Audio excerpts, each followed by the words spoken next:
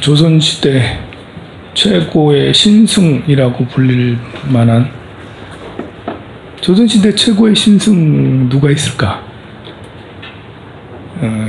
뭐 훌륭한 스님 말고 신비로운 이야기를 뿌리고 다녔던 스님, 서산 스님, 사명 스님, 이런 대단한 고승들 말고 진묵 스님, 그 스님도 굉장한, 소문이 무슨 전설적인, 김시습이 스님이라고 알고 있는 사람은 별로 없을 거예요. 김시습은 스님이에요. 출가자예요. 본명은 설잠입니다. 금오신화로 유명하죠. 최초의 한문소설이 김시습, 이게 15세기 스님이니까 좀 뭐 지금 생각하면 좀 되게 늦게 썼네 라는 생각도 들긴 하는데, 최초의 한문소설로 금오신화로 유명한 김시습은 생이지지라고 그랬어요.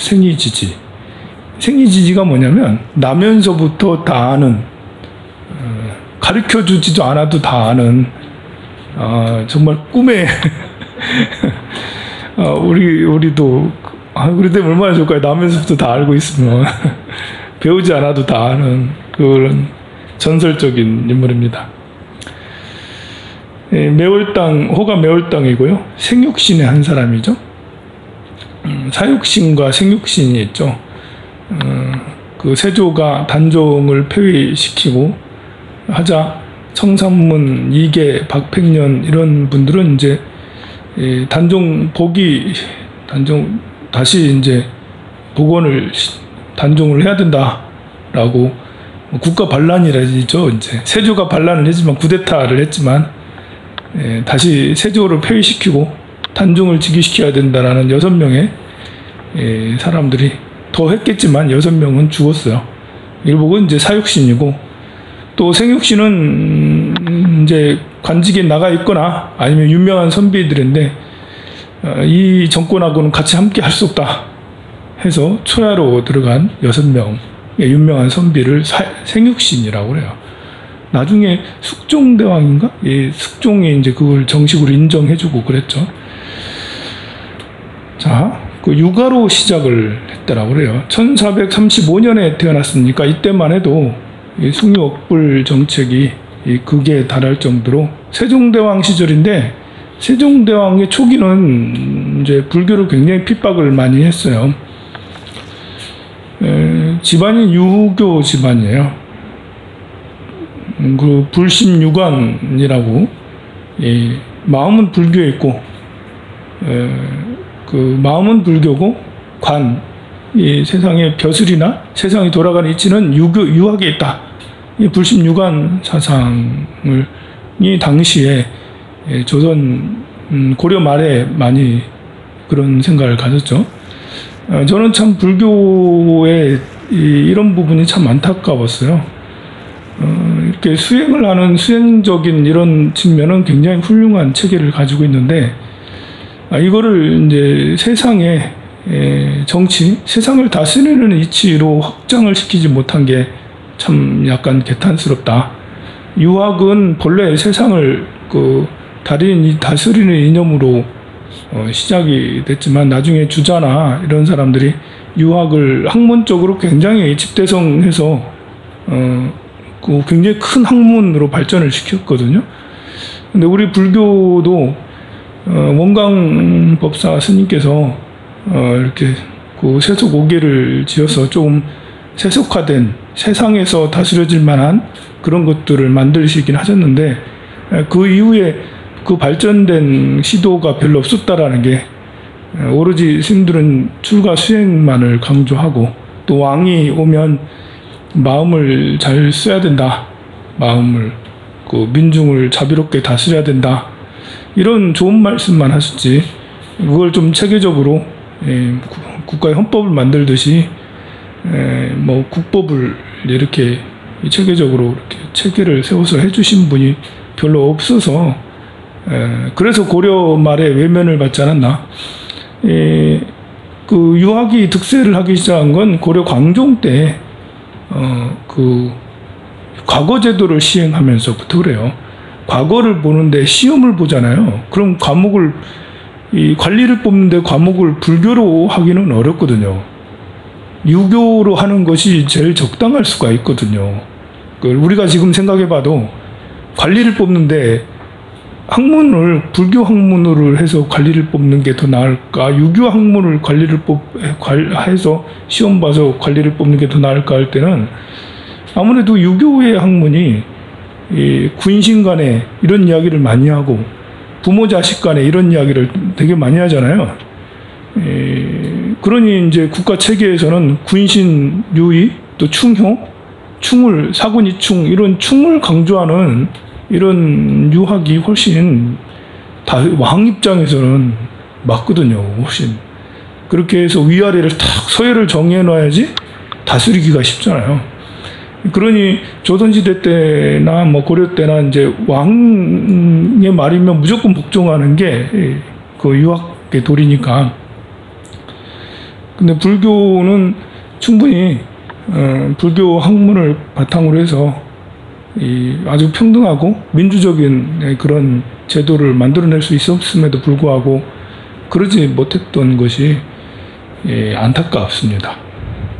그래서 나중에 그 매울당 김시습 당대 유교 사회의 전범을 기준으로 볼 때 용납하기 힘든 파격적인 삶을 산 사람이에요. 승려로서는 뛰어난 불교 저술 등으로 조선 전기 불교 암흑기의 정막을 깨트린 고승이었습니다. 본명이 설잠이고요. 눈설자의 봉우리 잠자예요. 너무 이렇게 시적이지 않아요? 눈봉우리. 저 봉우리에 눈이 가득하다 할 수도 있고, 눈이 봉우리 같다라고 할 수도 있고, 시적인 아주 너무 마음에 들어요. 그리고 그런 뛰어난 자질로 유학에 통달했으나 본인의 성품에 맞지 않는 현실 세상을 뛰쳐나와 결국 불법으로 깨달음을 얻고 거침없는 삶을 살았던 인물이에요. 선가에서도 이단하고 유가에서도 이단하죠. 출가했으니까.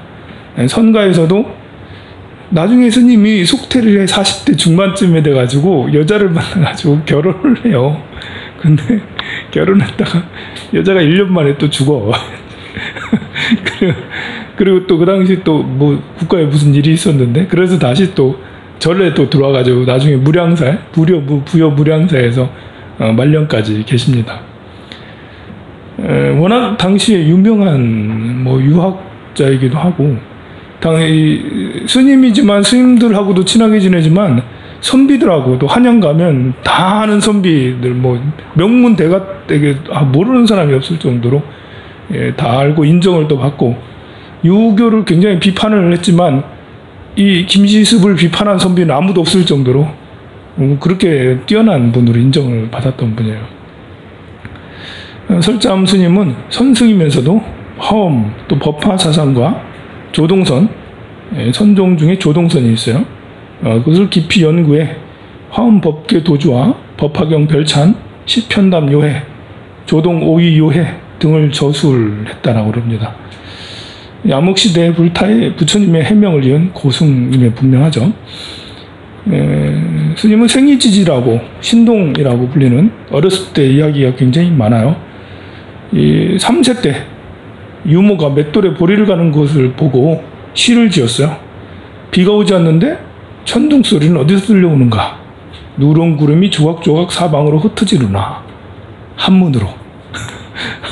3세 때 한문으로 이 시를 지었어요. 우리 아이들은 3세 때 보니까 띠뚱띠뚱 걸으면서 그 말도 겨우겨우 하려는 때인데 3세면 한시를 지었어요. 한시를. 깊이 있는 한시를. 누른 구름이 그리고 시를 남겼고 5세 5살 때 이미 중용과 대학에 통달했대요. 사서삼경에 통달했대요. 다 외웠다고 보고 사서삼경에 5살에 통달을 했습니다. 그래서 이름이 김오세라고 부릴 정도로 어렸을 때는 또 이렇게 오세 신동이라고 불리기도 해요. 오세암이 설악산 오세암이 이 5살 아이가 깨달음을 얻었다고 해서도 오세암이지만 김시습이 오세암에서 그 수행을 해서 깨달음을 또 얻으셨거든요. 김시습이 오세암에 살았어. 그래서 이제 오세암이다라는 설도 있습니다. 5살짜리가 깨달음을 얻었다는 말이 더 유력하긴 한데 워낙 유명한 김시습도 거기서 깨우침을 얻었기 때문에 옆집에 지편전 학사 최치운이 그 옆집에 살았는데 뛰어난 재주를 보고 이름을 지어줬는데 그게 바로 시습이에요. 시습. 이름도 참 좋아. 때시자에 시간 시자잖아요. 학습할 숫자. 시간을 배운다. 시간을 배운다. 너무 좀 그럴듯하지 않아요? 시습. 때때로 배운다 할 수도 있지만 시간을 배운다. 시간을 통달했다. 뭐 이렇게. 하도 유명해서 세종대왕이 얘 한번 데리고 와봐 해가지고 세종대왕하고 그 자리에서 증문즉서를 했어요. 세종대왕이 불러가지고 내 이름으로 글을 지어보겠느냐 묻자 시습은 바로 올 때 강보에 쌓아왔던 시습입니다라고 그렇게 답을 했답니다. 신기해서 다시 산수화가 그려진 병풍을 가리키면서 시를 지어보라 이랬더니 작은 정자와 배 안에는 누가 살고 있을까? 라는 그 시로 대답을 했다네요. 이게 이제 한글로 번역을 하니까 별 감흥이 없는데 저도 한문시는 잘 모르는데 아마 이런 한문시에는 이제 정형화된 게 있잖아요. 그 5원절구, 7원절구 이러면서 거기에 어떤 글자가 들어가면 더 운이 더 훌륭하고 아름답고 하는 이런 구조가 있는데 그런 것을 잘 맞춰서 했었지 않았겠나 싶습니다. 그러자 이제 세종이 감탄을 해서 아주 칭찬을 해서 나중에 학문이 성장을 해서 학문을 이루거든 꼭 너를 기용하리라 그렇게 하고 신하들에게 말하고 비단 30필을 하사를 했어요. 굉장히 흡족해 했는가 봐요. 30필이면 굉장히 많잖아요. 그래가지고 얘가 지금 뭐 이걸 어떻게 들고 가나 이제 살펴봤어. 30필을 앞에다 갖다 놓고 하니까 30부 그 중에 이제 비단을 풀어가지고 허리에다 이렇게 다 메고 해가지고 그걸 끌고 5살짜리가 낑낑대고 끌고 가더라는 거죠. 이제 그 아마 엄청 이제 기특하면서도 재기 있는 그런 5세 동자였지 않나 싶습니다. 그리고 13살 때까지 성균관 대사성, 김반 등 뛰어난 대학자들이 문화에서 유학을 수학했다라고 그래요. 성균관이나 지편전 바로 옆에 이제서 살았기 때문에 그 아이가 와가지고 공부하는 모습 보면 얼마나 이뻤겠어요. 그러니까 5살, 6살 때부터 계속 성균관이나 지편전에서 살다시피 하면서 그 뛰어난 당시 세종대왕 당시에 뛰어난 학자들이 제일 많았어요. 왜냐하면 세종대왕이 그 당시에 지편전 이런 것들을 설치하면서 이 뛰어난 유학자들을 다 불러 모아가지고 같이 공부하고 연구하게 시켰거든요. 그리고 당대에 가장 이제 이 훌륭한 유학자들이 거기에서 많이 배출됐다라고 할 수가 있겠죠. 그 학자들하고 같이 공부했으니까요. 그래서 20세 때 결혼을 하긴 했어요. 이제 그런데 15살에 어머니가 돌아가셨다고 그럽니다. 그 이후로 마음이 좀 되게 아파서 3년 상을 또 치르고 그렇게 했잖아요. 옛날에는. 그러다가 이제 이렇게 송광사에 가서 참선을 좀 하고 그랬답니다. 그러다가 이제 20살 때쯤에 21살 때쯤에 경전 공부도 할 겸 여기는 무술연마라고 그러는데 무술연마를 위해서 삼각산 중흥사, 삼각산이면 북한산 바로 옆에 삼각산인데 중흥사로 들어갔는데 이때 이제 단종이 폐위되고 수양대군이 체조로 등극을 하던 그때예요. 이 말을 듣고는 3일 동안 목 놓아 울었다라고 그래요. 유학자들은 그래요. 이렇게 왕이 바뀌는데 저렇게 찬탈되고 바뀌는 것은 나라를 잃은 것 같은 이런 유학은 정통성을 굉장히 중요하잖아요. 우리가 생각할 때는 뭐 이렇게 3일 동안 그렇게 막 하나 싶은데 3일 동안 통곡한 끝에 보던 책들을 모두 다 불사르고 스스로 머리를 깎았대요. 자기가 스스로 머리를 깎았대요. 그런데 수염은 안 깎았다네. 이건 뭐지? 머리를 깎았는데 수염은 안 깎았대. 본인이 자기가 스스로 설자매라고 법명을 지었답니다.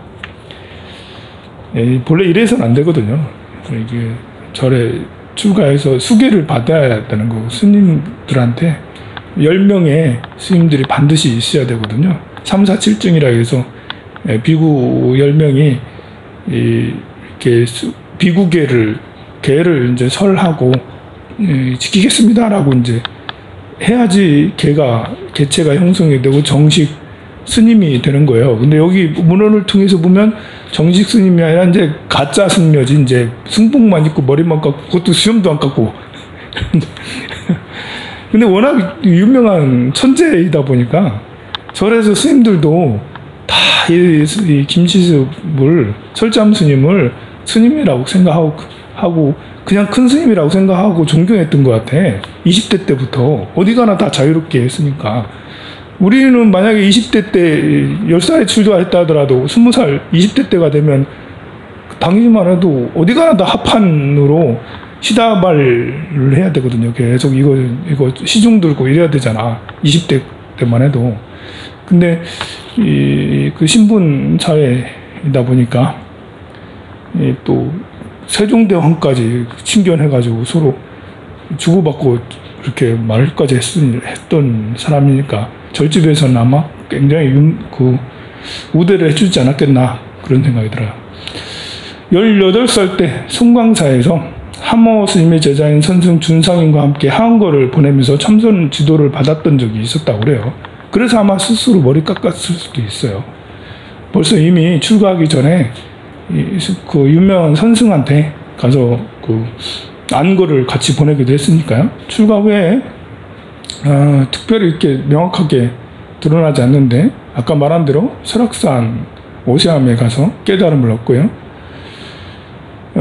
또 하시는 말씀이 설리가 잠옷 깊어, 참선의 이치, 이게 잠옷 깊어 5년을 공들인 끝에 투관할 수 있었다 하면서 아마 이게 도전 정신이 좀 있었는가 봐요. 유학이 통달했는데 불도에 이렇게 깨달음을 얻는 것이 쉬운 게 아니잖아요. 아무래도 안 됐는가 봐. 5년 동안 정말 이제 용맹이 해서 5년이 걸렸다. 5년 동안 공들인 끝에 투관할 수 있었다. 라고 이렇게, 그러니까 이 어지간한 깨달음은 정말 얻었던 것 같습니다.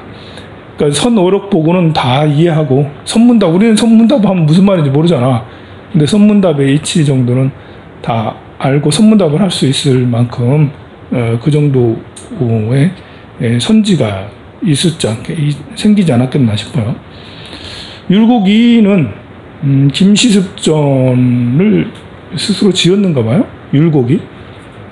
율곡은 당대 굉장히 유학자인데 그 이후의 유학자죠. 그런데도 이제 김시습을 평전을 지었어요. 율곡이 이가 능은경을 거의 외우다시피 했어요. 능은경의 대학자예요. 능은경에 이렇게 차원절구 이런 게 많은데 김시습이 쓴 거 보면 거의 능은경의 구조로 글을 쓰고 다 그렇게 외우고 그랬다라고 그래요. 그러니까 이 유학자이긴 하지만 불교에 굉장히 굉장히 심취한 율곡입니다. 그러니까 아마 김시습전도 쓰지 않았나 싶어요. 그리고 평하기를 마음은 유했지만 자취는 불이 되어 사람들에게 괴이하게 보였으나 일부러 미친 짓을 해서 속모습을 감췄다. 글쎄 그럴까 싶어요. 율곡은 스스로 유학자니까 그렇게 보겠지만 제가 볼 때는 마음도 부처님한테 있고 자취도 불자취가 있다. 그러나 이제 어렸을 때 물던 물이 있으니까 그래서 세속의 유학자들하고 가까이 지내지 않았나? 마음도 부처님한테 있지 않으면 출가해서 오래 살 수가 없어요. 당시만 해도 이 성종 시대 이런 때는 불교를 폄훼를 얼마나 많이 하고 유학자들 스님들이 얼굴을 들고 다닐 수가 없었다니까요. 시내에서. 그러니 뭐 이렇게 스님으로 산다라는 게 쉬운 건 아니었는데 오랫동안 계속 스님하다가 나중에 40대 중반에 잠깐 이제 외도를 해서 결혼한 거 말고는 다시 또 절에 들어와서 무량사에서 열반할 때까지 계셨으니 천상 스님은 스님이죠. 출가해서 부처님 곁에 늘 있었죠. 출가 후에 전국을 떠들던 설잠 스님은 29세가 되던 해 그 책을 구하러 왔다가 효령대군의 부탁으로 내불당에서 세조의 불경 언해 사업을 돕게 되었어요. 그러니까 이 세조가 미워서 이 세조가 왕이 찬탈한 것이 싫어서 모든 책을 불사르고 절에 들어갔단 말이에요.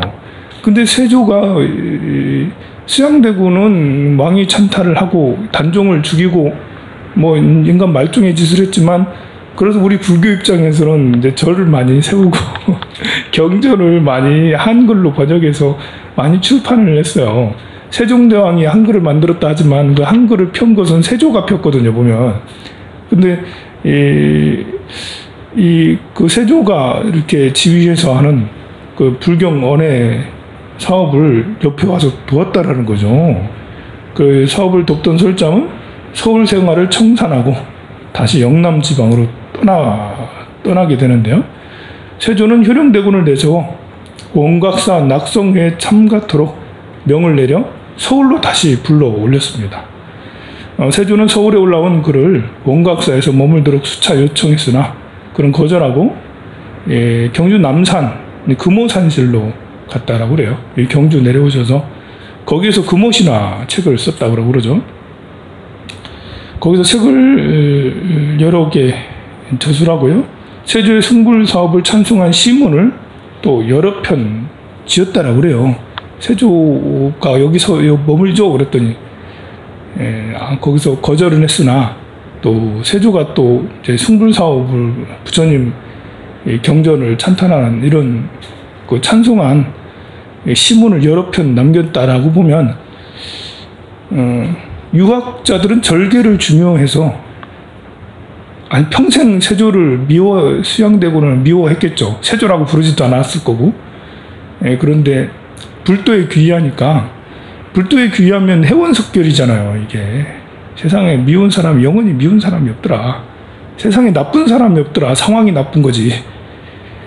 그러면서 빨리 용서하고 마음을 툴툴 털어버리는 게 우리 불교잖아요. 보면 아마 그래서 또 부처님 사업을 한다니까 그거를 또 찬송하는 개송을 짓지 않았나 싶어요. 아까 말한 금오 산실에서 7년 동안 머물면서 거기서 금오신화 등 수많은 작품을 남겼고요. 37세가 되던 해 성종의 부름을 받고 서울로 다시 올라와 10년간 또 머물렀다 합니다. 그러니까 워낙 천재고 유명하니까 왕들에게도 사랑을 받았던 세종대왕에게 사랑받았지, 세조에게도 사랑받았지, 성종에게도 사랑받았지. 서울에서 이렇게 교분이 있던 서거정을 비롯해 그가 경멸하던 정창성과 김수원, 신숙주 등 고위 관리들을 만나면 닥치는 대로 모욕을 하고 매도를 했대요. 스님은 이런 게 좋은 거야. 스님은 이런 기상이 있어야지. 출가한 스님이 뭐 눈치를 보고 그래 하겠어요. 뭐 정치를 할 거라고. 이렇게 설잠 스님처럼 그 유생들 중에 잘못한 게 있으면 그걸 가지고 막 이렇게 질책하고 이렇게 하는 것은 정말 멋있는 것 같은데 지금 그런 스님이 필요한데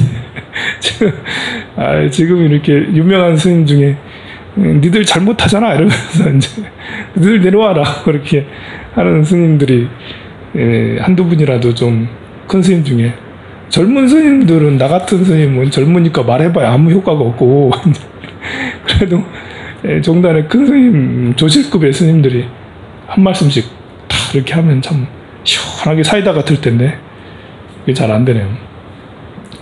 설참 스님께서 그러셨답니다. 그러다가 47세가 되던 해 환숙해서 안씨를 아내로 맞았으나 세상을 얼마 안 돼서 떴다고 그랬죠. 조정에서 이제 윤씨 폐비 사건이 일어나요. 윤씨 폐비 사건도 역시 정말 이해가 가지 않는 그런 일이죠. 그래서 다시 또 세상으로 전래 들어가요. 또 다시 이때부터 이제 부여무량사로 가서 59세로 열반하십니다. 근데 유언을 했어요. 내 시신을 그냥 관숙에 가만히 두라고. 그래서 이제 유언에 따라 시신을 절 옆에 안치했다가 3년 후에 화장을 한다고 관을 열어보니까 안색이 살아있을 때랑 똑같았대요. 썩지 않고 똑같았대요. 그래서 사람들은 이 김지섭이 설참 스님이 성불을 한 걸로 그렇게 믿었다라고. 지금 이제 그 무량사에 가면 초상화도 남아 있습니다. 우리나라에 아마 이제 그 나를 화장하지 말고 그냥 두라 해서 썩지 않고 가만히 있었던 스님은 설참 스님으로만 알고 있어요. 아직까지는. 우리나라는 그런 문화가 아니거든요. 우리나라는 그냥 바로 화장하는 문화잖아요. 근데 중국에 가면 안 그래요. 중국에 가면 스님을 매장하는 문화도 거기 있고 그래가지고 달마 스님도 매장했거든요. 근데 3년인가 몇 년 뒤에 열어보니까 집신 한 장만 남겨놨다잖아. 시신은 없고. 그 집신 한 장만 남겨있던 그 달마 스님을 누가 저 총명이라고 저 파미르구원 그쪽에 달마 스님을 만났다고 죽었는데 했던 그런 이야기가 유명하잖아요.